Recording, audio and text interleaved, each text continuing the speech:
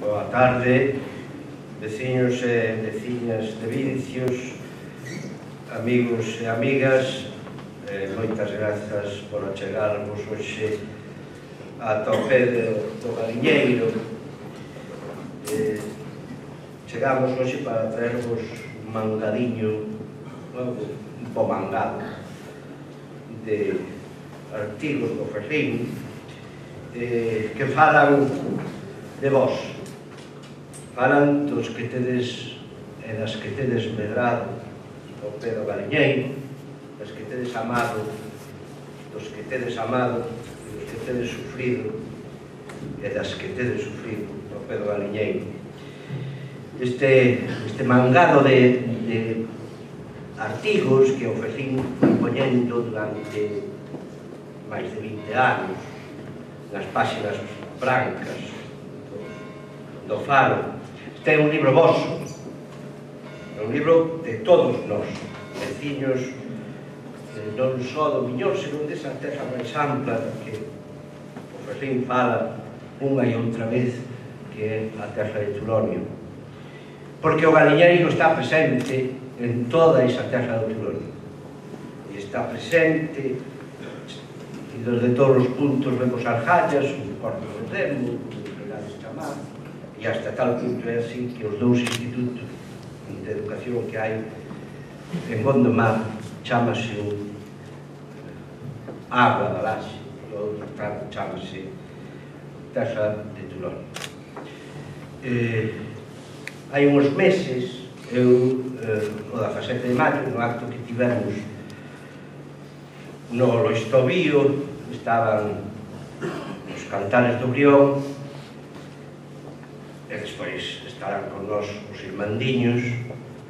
Eu preguntáballe daquela que coño pasaba en Vincios para que houvese tanta xente gustosa da música ou aficionada á música.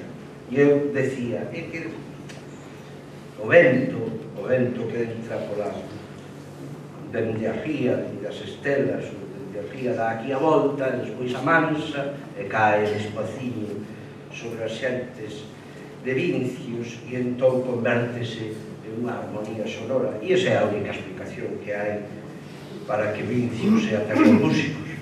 Así que, como poñan as tarabelas aí arriba, acabouse a xente da música de Vincios. Non haberá máis música, é só un zunido estarrecedor constante e permanente. Así que hai que pararlas. Foi, creo que era o 17 de maio, e agora, pola tarde, cando se me ocurriu pensar algo sobre que decirvos, acordoume que o 17 de maio, este 17 de maio deste ano, estaba dedicada a Valentín Paz Andrade. E acordoume unha muller de Vincios, que se chama Luisa Pazos. Luisa Pazos contábame hai algúns anos que me decía que ela non se acordaba ben si tiña, eu creo que non acertaba moi ben coa data, pero ela decía que tiña que ser en 1932. Eu creo que foi un poquinho máis tarde, uns anos máis tarde, quizáis, que Valentín Paz Andrade pronunciou un discurso que foi un dos grandes acontecimentos de Vincios naqueles anos, dende o balcón da súa casa. Da súa casa, aí, esa casa que construíra o seu pai que digamos que se chamaba Domingo, despois xa aclaro porque non era Domingo. Quen falou á beira de Valentín Paz Andrade no balcón daquela casa foi o mestre de Vincios, Benedicto Crespo, o mestre de Borgadán, Victoriano Tairo e Alfonso Daniel Rodríguez Castelán. Díxemos que era Domingo, pero seguramente que nadie o conocía por Domingo, porque era Paulino Pazos.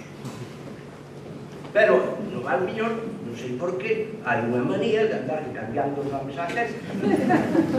E xa sabedes que cambias o nome ás persoas. Paulino Pazos tiña unha tenda na parte abaixo da casa, a familia vestida de riba, era un home culto, que gustaba moito de falar con don Victoriano Tairo, que viña todos os mércores da semana hasta Vincios, dende Morgadáns dando un paseo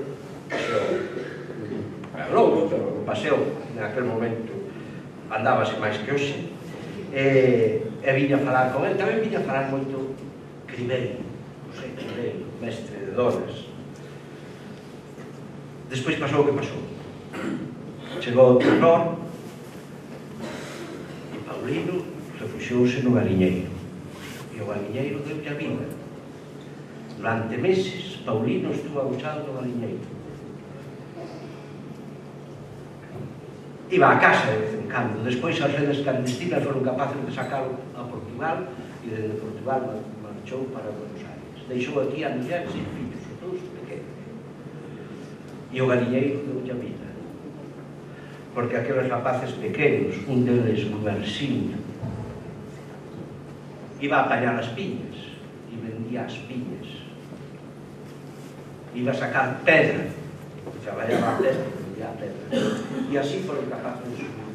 9 anos despois, Gumersiño Cordero estableceuse de novo en Vincios, pero tivo que ver os seus fillos volvían a facer outra vez a viaxe e marchar en unha expulsión agora económica.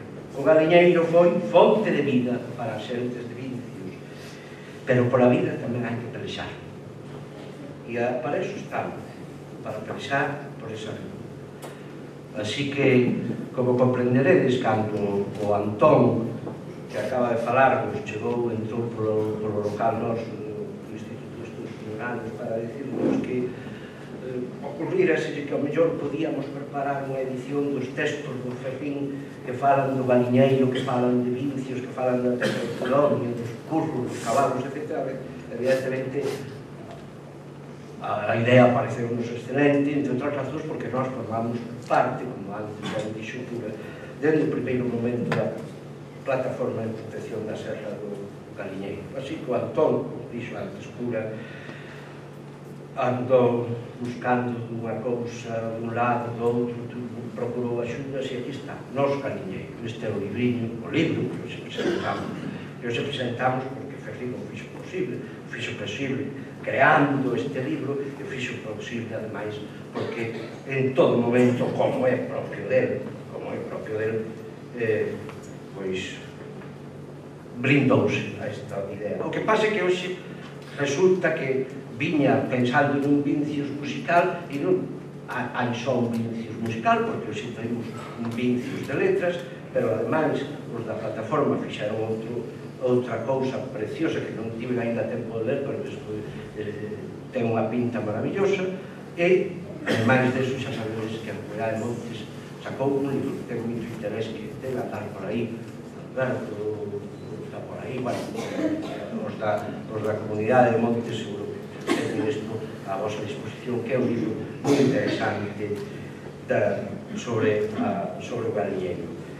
Neste libro de Nós Galiñeiro que hoxe temos aquí, que hoxe presentamos, atoparedes ás veces de forma reiterada, porque teñen carácter xornalístico, foron publicados, escritos ao longo de 3 décadas ou 2 décadas e pico, por tanto, teñen ese carácter de inmediatez, que ás veces vai reiterado, pero esas letras dicen que falan de vos, falan dos vosos sitios, dos vosos lugares, dos vosos costumes, das vosas lendas, dos vosos mitos, das vosas xentes, das vosas tradicións, e sobre todo, falan da Serra do Galiñeiro, que inspira o libro e que inspira a acción da plataforma.